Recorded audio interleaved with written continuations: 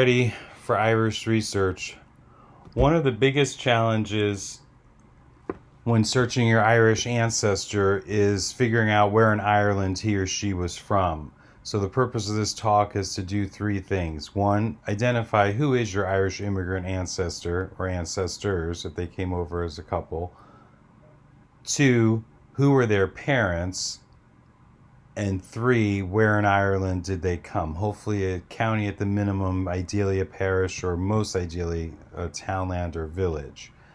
The reason why we need to know who the parents are is because Ronald Reagan, the former president, is a descendant of a man named Michael Reagan from County Tipperary. Well, there's a Ronald Reagan Center, but the Irish records from the 1820s are so sporadic. There may have been 9 Michael Reagans baptized in that decade, any of whom could have been the president's ancestor. Just because you find the one who had a record doesn't necessarily mean his descendants went on to father President Reagan. So you want to be able to verify that in addition to having the same name and being from the same locality, that you actually are connected to the person you're hoping to be connected to. And so bringing it all together, we're going to look at a family, and it's a little painstaking, but please bear with me, we'll get there. In the fall of 1942, 2 girls, young women, Nancy Cassidy and Marion Cassidy, met at Grace Secretarial School in New York City. And obviously they have the same last name and they wonder if they're related. Ironically, both girls' fathers are named Joseph Cassidy. So they go home and ask, and sure enough, they learn that, yes, that's my cousin, and you met his daughter at Secretarial School. So Marion's Joseph was an only child, but Nancy's Joseph is one of 4 siblings. So we have that here, that Marion is the daughter of Joseph and Sarah, and Joseph was the son of Joseph and Bridget Benson.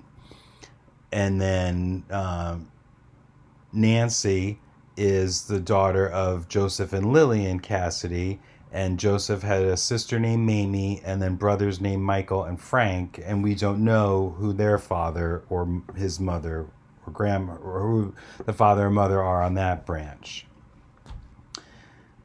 And Mamie married a man named Mick Rory, they thought, when I was collecting the interview and information, and then she had many sons. So trying to find a matching family in earlier census records became my task. And the World War II Old Man's Draft, sure enough, there was a Michael J. Cassidy, a Joseph Aloysius Cassidy, and a Frank Patrick Cassidy living in Queens. That was the story, was that the Nancy's family lived in Bayside, and that the Bayside family invited the Manhattan Cassidys to come for a visit. So in 1942 they did, and then the families lost contact over the decades after that. And then in the lower left is Marion's father's card, again, Manhattan, living on East 30 or 51st Street, and he's a policeman. And then, obviously, if the gentlemen were alive for World War II, they were alive for World War I. And we find that Michael John and Francis had World War I draft registration cards, and then their cousin, Joseph J., had one as well. And the story was that Joseph Aloysius and Joseph J. had served in the Fighting 69th together. And here are the cards for the National Guard. I believe it was 1916, and Pancho Villa was raiding, and the Fighting 69th was sent down to the border area to squelch that. Working from knowns to unknowns, we knew that all of those gentlemen were born before 1900, so they should show up in the 1900 census. So I was looking for a family where there would be children named Michael, Mamie, Joseph, and Frank, and sure enough, I found one. The children of Patrick and Anna Cassidy. And they were, the couple was married 23 years. There were 7 children born, 4 living. All of the children that were living were born in New York. The parents apparently emigrated in 1880 or so. And then in 1900, I also had found previously Marion's grandparents, Joseph and Bridget Cassidy, with their one son, Joseph, and then Joseph's aunt, Lizzie, the sister of Joseph and presumably the sister of Patrick, was living with them. She's unmarried and has no children. And Joseph, as family tradition said, was an only child. There was 1 child born, 1 child living, and the couple had been married for 8 years. Moving back in time, in 1890, the Joseph Cassidy family is found on the left side at 338 East 39th Street. Joseph and Lizzie are living together. As you can see, it doesn't identify how they're related. We're extrapolating from the next census that that's more than likely a brother-sister relationship and not a husband and wife. And then at 551 East 16th Street, the Patrick and Ann Cassidy family were living with Michael, Mary, and Joseph. And Frank has not been born yet because it's only 1890. So again, it doesn't say that that's a husband, wife, and their 3 children, but given the fact that other records that we know are the family, they live at this address, that I'm quite confident that that's them, although technically does not specifically say that. And you need to be really careful to have other pieces to back it up, because obviously most people would see a 38-year-old man living with a woman who's 28 years old that has the same last name. Well, clearly she's not his daughter, she's not his mother, so she's more than likely his wife, but in this case, it's his sister. And then in 1880, Joseph lived at 416 East 18th Street in 1880 with a different wife. This wife was named Margaret, and it shows that he has a brother named Michael, who's a blacksmith.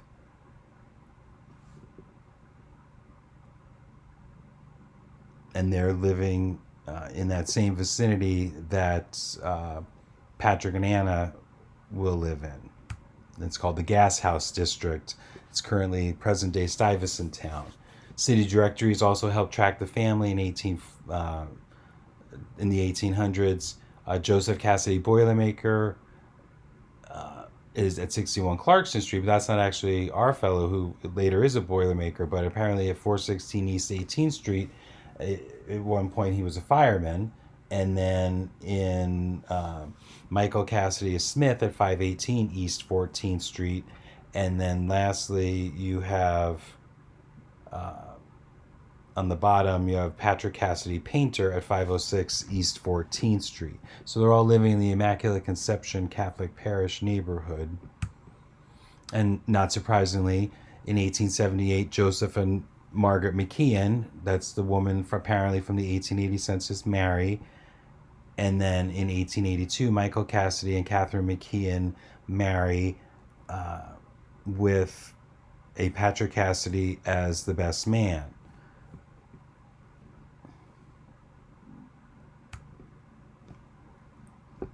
And then to look at the actual marriage records, as you can see, it's quite a lot of script on the page, and it's pretty difficult to read. Not a lot of details, but Joseph Cassidy and Margaret McKeon marry, and there it is in the as close to the original as we can get to. And then here is the entry. Now, both women are named McKeon. Is it a coincidence, or might they be related? Obviously, in 1880, Michael lived with his sister-in-law, so hypothetically, he could have made a very good impression or been very impressed with his sister-in-law, or both. And the fact that she had an unmarried sister would make that match a potentiality. It's certainly not an unlikely event.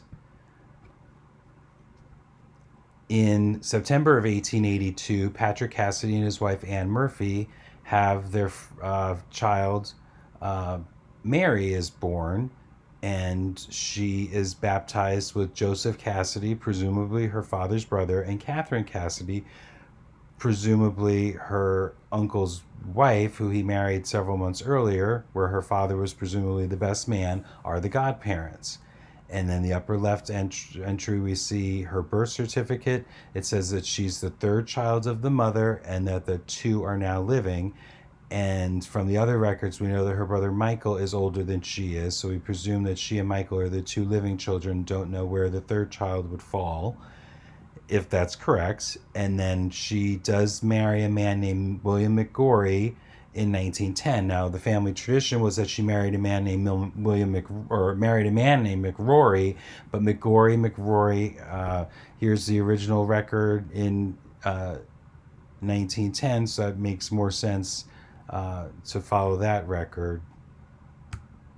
And then in the time period that she was born, birth registrations, the certificate was handed in, and then the details would be placed in a one-line ledger book on 2 pages as well.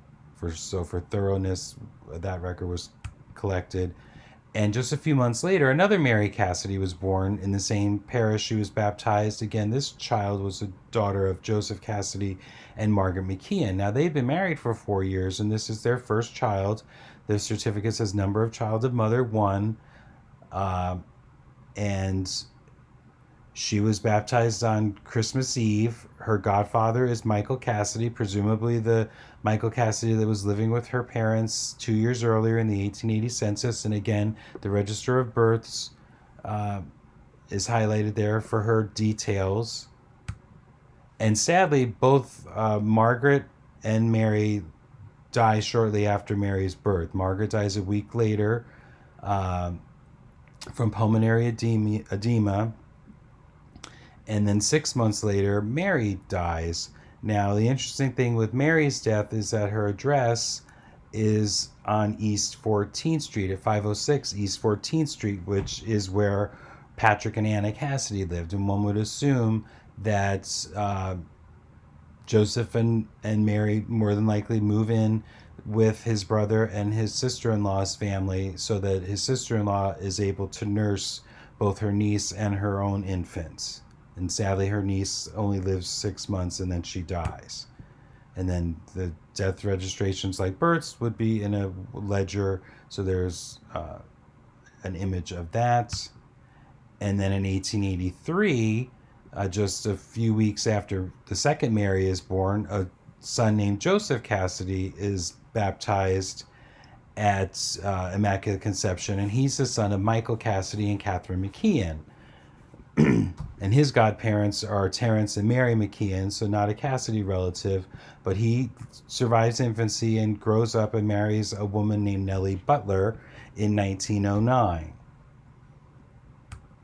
And then here's a copy of their marriage license and then the certificate filled out by the priest. Joseph was a butcher, and Nellie was originally born in Philadelphia. And here is the church registration of their marriage.